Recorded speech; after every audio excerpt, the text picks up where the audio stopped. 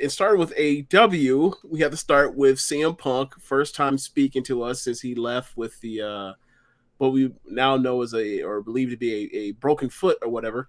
And he starts off the gate by saying he has two bits of important news, one important, one not so much. And he says, we're in West Virginia. What town of West Virginia were they in, Rich? Charleston. They're in Charleston. So then he proceeds to say that's not too far away from, the inland parts of Virginia that Hangman Page is from. And then he says, you're up for a rematch. Let's do it right here, right now. While he's saying this, while he's in a cutoff tee, jeans, and some sneakers. So the crowd goes wild because they think they're going to get some super match. Obviously, he doesn't come out. And then he says, that's what I thought. He said, that's not what I call it. That's not cowboy shit. That's chicken shit. Then says something along the lines of word of advice. The apology should be as loud as the disrespect. And then proceeds to move on to John Moxley. Now, I'm going to stop. I'm going to put it in park right there because that's at that point. That's where you're like, okay, this has nothing to do with anything. I don't know what the hell is going on. What the hell was this? I don't. And then I look. I almost decided to go on Google Maps to see like how far Ayers Creek is from where they were. That's like, is that don't like that don't like it sounds like it was that like sounds like that 5 hours or something. right. Like that sounds like it's in the same region but not the same area. Like that's not exactly a hometown boy. So I was like, what the hell is going on? So yeah. After that, you hear reports coming from a bunch of different places, from Sean Ross Saps, the Meltzers, saying that backstage there was VOW as well. Oh, Voice of Wrestling. I didn't catch that Voice of Wrestling part. I listened to Flagship this week though. But the gist is, a bunch of people came out and said they don't know what the fuck's going on. They are. A lot of them are mystified. A lot of them are perplexed. A lot of them are also upset over what CM Punk did about the unprofessionalism of calling out somebody who can't come out because they're obviously not meant to come out, and thereby you're like making your babyface look like a coward. Which like I believe totally like that's something that actually would be something to really be upset about if this was the 1990s, maybe even like the late 2000s. At this stage in the game, people aren't going to not like Adam Page after they eventually hear that like, oh yeah, this is what happened and this was a part of the show. This was some stunt that CM Punk pulled. But anyway, we hear that is in relation to a part of a segment that happened in the lead up to Adam Page versus CM Punk Revolution, where Adam Page goes face to face with Punk and says some lines, and they're lines that don't really have anything to do with like their kayfabe or disliking or tension over the AEW World Title. So I believe back then Joe Lanza from Voice of Wrestling Flagships was mentioning over and over and over, sticking on this point of what the hell does this have to do with anything? What the hell's going on? This is weird. And lo and behold, word has come out that like Punk felt a way about that, about the line about being, what was the exact line, Rich? Workers' rights. You claim to be for workers' rights, but Hangman cut it off there, and we didn't really get the second part of that sentence, like to really, really like drive it home what he meant. But there was one person that line was meant to affect, and it worked. It was for him. Yeah, it was for CM Punk, and CM Punk apparently like. And 5-6 months later. Well, before that, with that, like in the popular like kind of conspiracy theory that I thought about at the time and heard about additional reporting from VOW that led to a huge blow up backstage around that time. There was a closed door meeting with Hangman, Tony Khan, and CM Punk, and there were things said to CM Punk that were so bad they couldn't make reporting, essentially. Wait, what was it said that by CM Punk or to CM Punk? To CM Punk. So there's also another element of like it being about Colt Cabana. Colt Cabana being a very beloved member of the AEW locker room. Has kind of been jettisoned out of the way. He was going to be let go, but he was, kind of rerouted to Ring of Honor. And, without Colt Cabana, a lot of these dudes never figure out how to get money within wrestling. So there's a pretty big reverence for them. And then, you see CM Punk doing things like scooping the free cloud off of sticking up for Sasha and Naomi when there's no possible way it can affect him. And he basically, I think it was a situation where Hangman was fired up, said something, to build a match, but it went too far with one person who decided he didn't play like that. And then, eventually, like, it came to, this deal here, and I thought this was below the belt. I thought I thought it was bullshit, pretty much what CM Punk did on TV this week. And it was like... It was definitely unprofessional. Yeah, like, if I was Hangman Page, I would want to fight CM Punk as soon as he came through the curtain. Yeah. I don't know. Like, one, Adam Page doesn't strike me as that kind of person to really get that upset over that, because, like, this isn't, like I said earlier, like, this is 1996 where, like, you pull someone's card, they don't show up, and then the whole crowd thinks you're a hoe. Like, that's not how this works anymore. People don't care. But I think that he should be upset in the fact that it was like, this is what you tried to do. It didn't work because, like, you're old Carney. But that's what you attempted to do. So I would be offended on that front. And also, like, from the other perspective, is like, you threw a shot at me, I threw a shot back. We're kind of even. But it's weird that from what you hear, what it seems like most people upset over all this stuff is upset over Punk's thing, and like, it's perfectly fine that Adam Page did whatever he did. So I don't know what the makeup of this stuff. Like, it feels a lot like it ties in line with a lot of the stuff of, like, this locker room never or doesn't like the part where, like, there's new people in the locker room. That's what it feels like. It feels like a lot of that is the under current of all of this. There's a lot of that, and it's a very competitive, ego-driven business, and has been for over 100 years. Like, and this was not, and it feels like these factions are kind of a shoot. If you guys like get what I'm saying, like, FTR is doing more stupid shit on Twitter, of course, showing their support for CM Punk. There was a promo from Kenny Omega after the show, where he stressed about, we're not selfish, we're not tribute acts, we're not trying to be people that we're not, which could be interpreted as a shot at a lot of people. There's, like, the different other sides, like there's BCC that's been insanely protected. There's Jericho that looks like he wants to work with everybody because he's about $1. What the fuck is 50 cent? And you wonder if, like I think some of that tension is good, because it's like, all right, it's competition, but it's good to a point of, can these dudes still work together and make money, and would they have problems losing to each other? Which brings us to another point with this whole thing, where it was reported that CM Punk said that either it was said to Hangman, or I think the likely thing is it was said from Punk to someone else that he would never lose to Hangman Page. I keep hearing it as people heard it third hand. People are like... certain people keep hearing this third hand, but it keeps on being third hand. There's never any second hand. It's always third hand that Punk said this at some point, but never. But like, this was never said to Tony Khan or to Hangman. Right.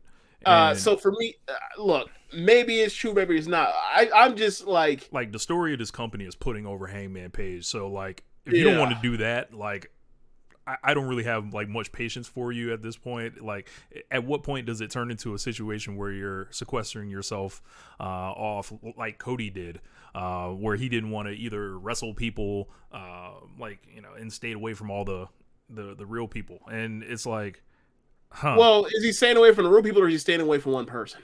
Like, that's the difference. Like the Cody thing was just like.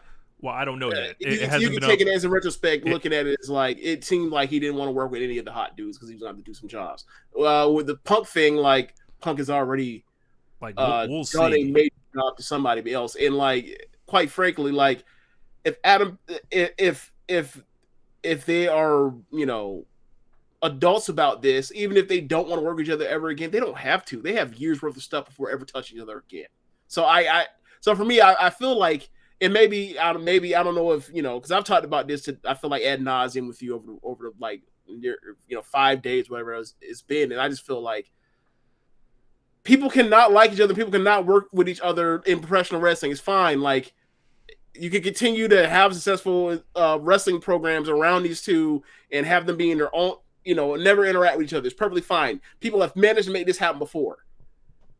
So but if they don't, that suck. Yeah, doesn't it suck for fans? Like, doesn't that suck for like, especially like the company that has been built? Is anyone clamoring to see a CM Punk Adam Page match again after the match that like people that was like widely like divisive of whether or not people liked it or not based off of them changing the belt to the biggest star in the company? I think. Do they need to wrestle each other again? Let me rephrase again. Maybe they need one just so they can get Page and win back. But outside of that, do they ever need to wrestle again after that? I think he does need to put over Hangman at some point. I don't think the way people are talking about it, like especially the way they're acting like it's some Shawn Michaels shit, and like we don't know if like he still feels that way, right? Like the thing about the Shawn thing was the part where it's like those were fighting words back then. These aren't so much fighting words now. So like Adam Page saying like I don't know. Adam Page is how old? How old is Adam Page? Adam Page is 30. Adam Page is 30. Do you think what's more likely, him to be mad when he finds out about this, or him to laugh like incredulously, like what a fucking child? He probably laughed and said, "What a fucking child this is." I don't think he wants to fight over this. I don't. Yeah, I don't. Adam Page has never struck me as a person that was willing to fight over being put over in pro wrestling. It's never like he probably thinks he's a fucking buffoon. He's laughing like what a ridiculous person. Yeah, and AEW hasn't had these problems. They haven't had a problem with anyone losing to anyone. It seems like at the top. I seem to recall Kenny Omega doing clean jobs for Moxley, Jericho, and Pac before like the first pay-per-view even like was done, or excuse me, as soon as the first pay-per-view was done. I recall Chris Jericho putting Jon Moxley over clean several times. Mox has been protected in a different kind of way, but he did lose, to the Young Bucks, clean in a match before. He lost the title to Kenny Omega. Yeah, I mean they did some, little heel finish, but like there was no. Well, they did heel finish because they're trying to do a heel. Yeah, like and then he won again. Like he clearly had no problem doing business and whatever. I'm not trying to say that Mox wasn't willing to lose clean to Kenny or anything, but like he put over Archer in the what's it called to give him the US belt last year. Yeah, and with Punk coming in, if he's dropping that Molotov cocktail and you don't want to lose a Hangman, well, it's like, all right, well, who else don't you want to lose to? And the way this is all being split up, like we know who's friends with who, and I think some of that stuff makes for compelling viewing because, like, when it's a when it's a Kenny in front of a Punk, you're gonna get all this same stuff. This stuff with Mox isn't gonna get long enough to cook, essentially, but there are gonna be people that feel like Mox has been riding this thing out from 2019 and then being super hot this summer, and it's like there's a lot of CM Hogan going on, it seems like. So I don't know, we'll see who he wants to work with going forward and things like that, but they have what it kind of feels like, do you remember like late 1996 early 1997 WWF, where you have all these people that kind of want to be the man, and it's a very competitive environment. I see a lot of that in AEW right now, and that was probably not to that level because everybody was still so it's still so different then than now.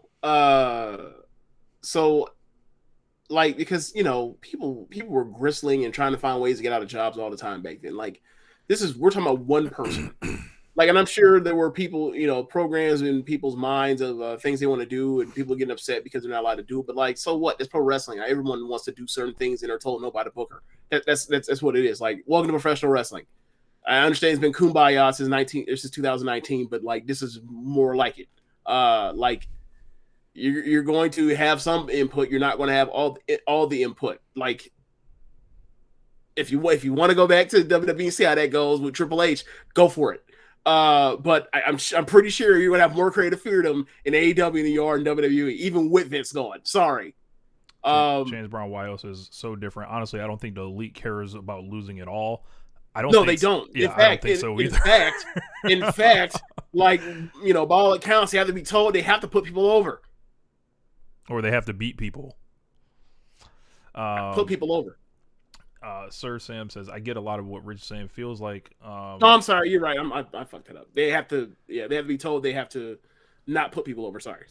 Feels like a lot of genuine stars and people coming up pushing for places will be great if they're happy to do business. Yeah, like they can use all of this, like, and also like the stuff that happened was not a work that was happening. This was real, but it can always turn into one. They can always like use this stuff to really like get get people bought in on this stuff. And it goes back to the MJF stuff. Like, these are a lot of real feelings, like between people that are competing for money, they're competing for time, and they're competing for the fans. Whether it's like a lot of people that have recently started watching AEW, people that have been like already like on the journey with this thing, and it's like there's a lot of interesting stories to be told and battles to be fought, and everyone's not going to make it. Like, it's not going to, like, someone's going to leave, just like Cody did. Someone's going to, drop off or not be as over as they think. It's going to be competitive. And I kind of find that interesting. I just hope they want to work together, because if they don't want to work together, then we run into issues. And we start saying, like, bullshit. And what CM Punk did, I think, was really bullshit. Like, for me, yes, it was unprofessional. So yeah, it is bullshit. Technically speaking, like for me, like I just feel like this story's been so overblown, and maybe it was just a thing where like so many people or so many of the teammates in the locker room have kept shit under wraps, and this was the part where like everybody's like, well, I need to tell my side on this now, because it seems like I don't think there's ever been a story like this in AEW where also everybody's like just dying to tell everybody that writes in wrestling media their little side of the thing. Like, this is I don't think this ever really happened before. I don't know if they felt like they were a part of history, like this was like the beginning of some Sean Brett shit, but like it's not. It's not like this is not the same as those two idiots working themselves into a shoot on an airplane trip, and then all of a sudden they find out that they really hate each other all along. Like, this isn't the same thing. But or whatever they were. I think it was on a plane trip when he decided to do this. I think wasn't Brett's idea? It escapes me at the moment. Okay, yeah. Anyway, so yeah, I don't know what to do with it. Like, I think like either wrestle or don't. I don't care. Like, there's plenty of people for you to wrestle. If you want to wrestle each other again, sure. Like, but like this Page thing, as far as if Punk ever wrestles Page again, like, he has to win. If not, then let Page be like, no, I'm never wrestling him again. He's told me he's not gonna put me over. Do like basically like what happened with Bret and John, like, except don't get to the part where you're the champion, your contract's running out, and they screw you. Like, just like, he said he's never put me over. I believe you, so I never want to wrestle you again. No, thank you. Ironic, doing all that Bret Hart cap, but he's acting like Shawn Michaels. Who knew? Yeah, he also likes Shawn too. He loves Shawn too. Just like, the Young Bucks love Shawn too. Like, it's so weird. Like, the things that people take from being a Bret guy or a Shawn guy, when like most people are usually both, or anyone with some good damn sense anyway. But yeah, now let's move on to